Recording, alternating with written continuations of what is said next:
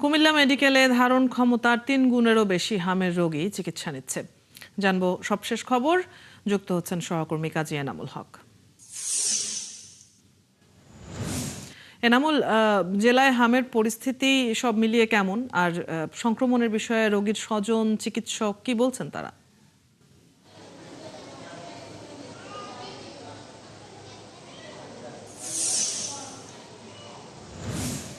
অদিতি, কুমিল্লায় হামের প্রকোপ বাড়ছে। এখন পর্যন্ত কুমিল্লায় ৯ জন শিশু মারা গিয়েছেন, তার মধ্যে ৫ জন ঢাকায়, ৪ জন কুমিল্লায়।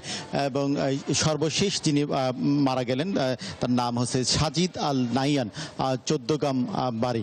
আমি যে ওয়ার্ডে আছি, আইসোলেশন ওয়ার্ড, ৯৭ জন শিশু রোগী কিন্তু এই আইসোলেশনে কিন্তু এখন পর্যন্ত ভর্তি আছে। ধারণ ক্ষমতা চেয়ে ৩ গুণ রোগী রয়েছে কুমিল্লা মেডিকেল কলেজে।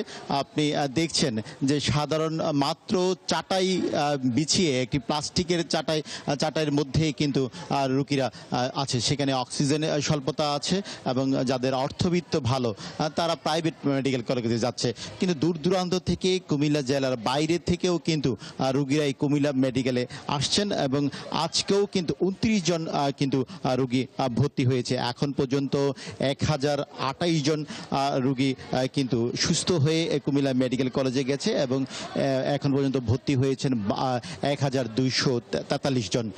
তবে হামের পরিস্থিতি নিয়ে চিকিৎসকরা বলছেন যে সচেতনতা যদি বাড়ানো যায় তাহলে কিন্তু এই রোগ থেকে মুক্তি পাওয়া সম্ভব।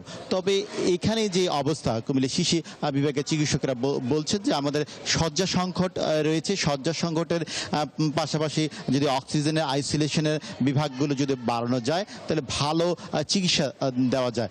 যেখানে আমাদের ১৭টি উপজেলায় স্বাস্থ্য কমপ্লেক্সগুলোতে প্রথমে রোগীরা ভর্তি হয় এবং সেখানে যদি রোগীর অবস্থা ব্যাগতিক ঘটে তখনই কিন্তু কুমিল্লা মেডিকেল কলেজ এবং মেডিকেল কলেজ থেকে ঢাকায় তাদেরকে কিন্তু রেফার করা হয়। কিন্তু এই মেডিকেল কলেজের চিকিৎসা ভালো এবং স্বল্প খরচে চিকিৎসা পাওয়া যায় সেই আশায় কিন্তু দূর দূরান্ত থেকে কিন্তু রোগীরা সেখানে আসেন। কিন্তু এই যে রোগীর অবস্থা আপনি দেখেন যে একজন রোগীর যে অবস্থা, সেখানে সিট নেই, তারা একদম চাটাই বিছিয়ে কিন্তু মারা তার শিশুদেরকে নিয়ে আছে। এই অবস্থার উন্নতি কিন্তু চায়। আমরা বারবার বলে আসছি, কুমিল্লার কিন্তু সদর দক্ষিণ উপজেলা ঢাকা চট্টগ্রাম মহাসড়কের পাশে কিন্তু ১০০ শয্যার একটি শিশু হাসপাতাল দীর্ঘ ২ বছর ধরে কিন্তু নির্মাণ হয়ে পড়ে আছে এবং সেই জন্যে তারা চাচ্ছেন যে এই আসন সংকট নিরসনটি হবে কবে এবং সেই জন্যে দ্রুত আসন সংকট নিরসন হোক এবং শিশুরা আবারও খেলাধুলা করুক, শিশুর হাসি ফুটুক, সেই কথাটাই কিন্তু সবাই কিন্তু চাচ্ছেন। এনামুল, আপনার কাছ থেকে আমরা জানছিলাম কুমিল্লা মেডিকেল কলেজ হাসপাতালের পরিস্থিতি। ধন্যবাদ যুক্ত হবার জন্য। হামের পরিস্থিতি নিয়ে কুমিল্লা থেকে সহকর্মী এনামুল হক যুক্ত ছিলেন এতক্ষণ।